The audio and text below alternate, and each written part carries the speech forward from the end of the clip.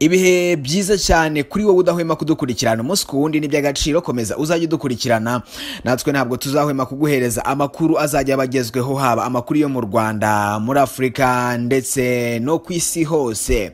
Kora subscribe kugira ngo hatazagira inkuru n'imwe izajya igucika.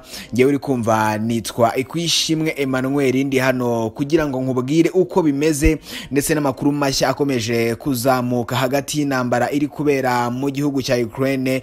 Intambara yahuje ibihugu bibiri ni Ukraine ndetse n'Abarusiya. Uyu munsi ku itariki 28 ukwezi kwa kabiri umwaka wa 2022 ni umunsi wa gatanu w'iyi ntambara imaze iminsi 5 iba, ndetse imibare y'abantu bari gupfa ikomeje kwiyongera kubera ko abantu basaga 352 bamaze kwitaba Imana bitewe n'iyi ntambara ihuje ibi bihugu byombi Ukraine ndetse n'Uburusiya. Kandi muri abo bantu bamaze kwitaba Imana harimo abana bagera kuri 14. Abantu barenga ibihumbi 500 bamaze guhunga igihugu cya Ukraine. Imibare iri kugenda izamuka umunsi ku wundi.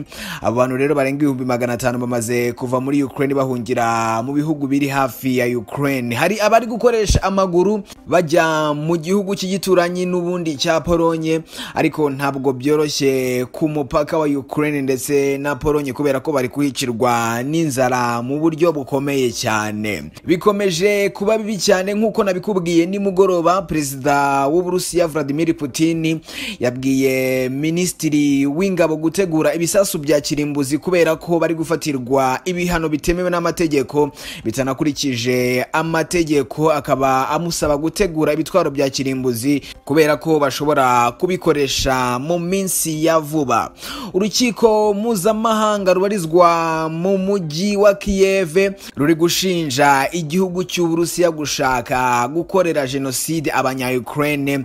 Bikaba ari ibintu bikomeje kuba bibi cyane ku gihugu cy'Uburusiya. Hakomeje gufatwa ibihano byinshi cyane kubera ko European Union cyangwa se ibihugu bigize ubumwe bw'Uburayi bagafatiye ibihano Banke Centrale y'igihugu cy'Uburusiya nk'uko byavuzwe ku munsi w'ejo. Ishyirahamwe ry'umupira w'amaguru ku isi FIFA ryafatiye ibihano bikomeye ikipe y'igihugu y'Uburusiya, ndetse bunatangaza ko nta ndirimbo cyangwa se amadarapo y'Abarusiya yemerewe gukoreshwa mu mikino mpuzamahanga. Ibihugu kandi byamaze gukatisha itike yo kwerekeza mu gikombe cy'isi kizabera muri Qatar uyu mwaka wa 2022. Harimo igihugu cya Polonye, igihugu cya Sweden ndetse na Czech Republic. Byavuze ko bitazigera bikina n'ikipe y'Abarusiya mu gikombe cy'isi. Ibi bishobora kuzatuma ikipe y'Abarusiya iva mu irushanwa ry'igikombe cy'isi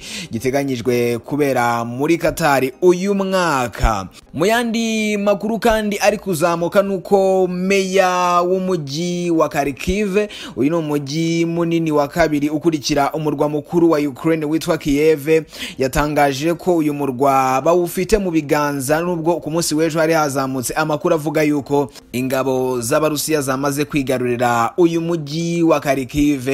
Ariko amakuru ahari aka kanya nuko uyu mujyi wamaze gusubira mu biganza by'ingabo za Ukraine. Mu yandi makuru kandi ari kuzamuka ari kugenda avugwa mu bitangazamakuru bitandukanye mpuzamahanga, nuko ingabo z'Abarusiya ziri gushinja ingabo za Ukraine gukoresha abaturage nk'ingabo ibakingira, bikarangira Abarusiya barashe abaturage. Ibingibi kandi bikaba bitemewe n'amategeko mpuzamahanga agenga intambara. Kurasa umuturage udafite imbunda ntabwo biba byemewe. Mu yandi makuru kandi ari kugenda azamuka avugwa nuko ingabo z'Abarusiya ku munsi wo kuwa mbere zagabanyije umuvuduko, nubwo mu ijoro ryakeye ryo ku munsi w'ejo ku cyumweru ibintu byari bikomeye cyane mu gihugu cya Ukraine. Mu yandi makuru kandi ari kuvugwa nuko kugeza aka kanya ibihugu byombi byatangiye ibiganiro ku mupaka uhuza igihugu cya Belarus ndetse n'igihugu cya Ukraine. Ibi bihugu byombi byahuye ndetse ubu ngubu hari kuba ibiganiro, ariko ntabwo imyanzuro yavuye muri ibyo biganiro iratangazwa. Ndibuze kubakurikiranira mbabwire ibyavuye muri ibyo biganiro.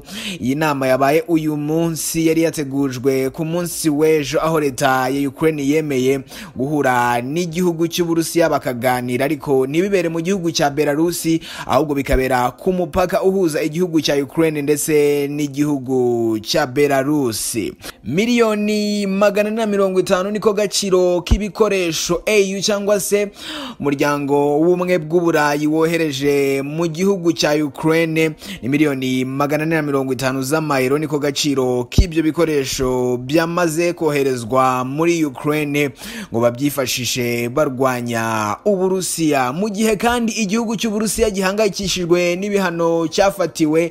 Perezida Putin ari kwita cyane ku bukungu bw'iki gihugu bushobora gusubira inyuma ku buryo budasanzwe kubera ibihano byafatiwe n'ibihugu byo mu burengerazuba bw'isi. Ayo niyo makuru nari ngufitiye aka kanya, n'ubundi mu kanya ndibuze kugaruka nkubwira amakuru ari buze kubagezweho. Amazina yanjye nitwa Ikwishimwe Emmanuel. Kora subscribe hatagira inkuru n'imwe iza kugucika.